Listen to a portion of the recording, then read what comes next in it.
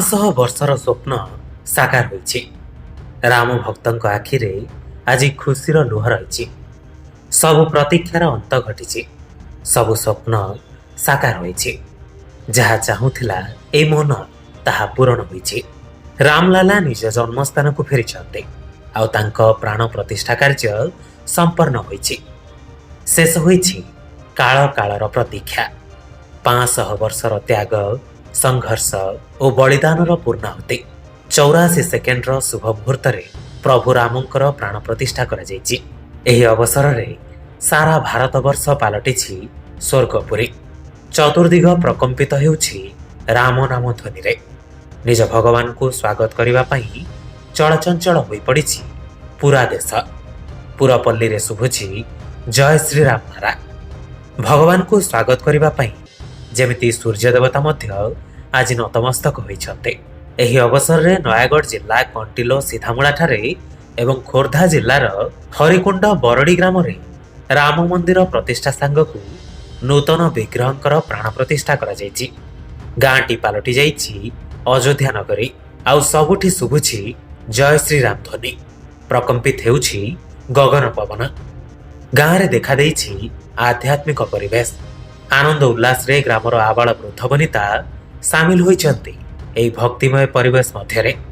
दीर्घ दिन धरी गाँर लोक माने एई मंदिर निर्माण पई प्रचेष्टा करि आसुतिले। सेहिपरि भाबरे नयागढ़ जिला सीधामूला ग्राम रे मध्य प्रभु रामलालांक मंदिर प्रांगण रे नवान्न परायण सहित घृत यज्ञ, बाल्य लीला एवं अर्ण यज्ञ अनुष्ठित होई जायछि। संध्यारे श्री रामलालांक मंदिर रे 108 दीप प्रज्वलन हेबा सहित ग्रामर युवपीढ़ी माने एही कार्यक्रम को आयोजन करिसंते। आज्ञा मो ना सर्वेश्वर दास बौला बंधुर आसी हरिकुंड बरडी ग्राम निवासी। आज मर्यादा पुरुष रामचंद्र भगवान मंदिर विग्रह प्रतिष्ठा होछि। समस्त पंडित माने पुरी ठारू आरंभ करी समस्त जिलू आसी पहुंची एवं महाप्रभु मर्यादा पुरुष रामचंद्र भगवान को जीवनाश करने शांत ब्राह्मण आसछन्ति। आज वर्तमान जीवन्यास दे प्राण प्रतिष्ठा करछन्ति।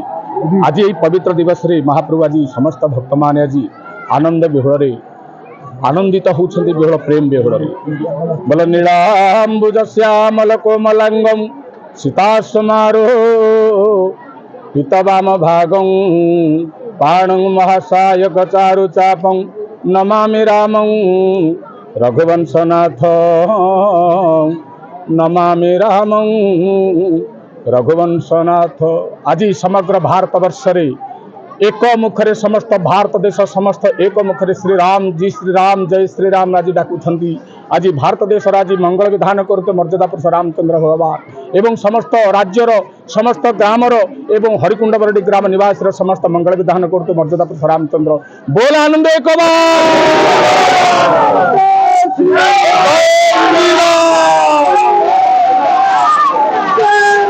मोना सुशील कुमार रणा हरिकुंड बरडी। कौन कहे आज हरिकुंड बरडी अयोध्या एवं से नूतन मंदिर प्रतिष्ठा होती।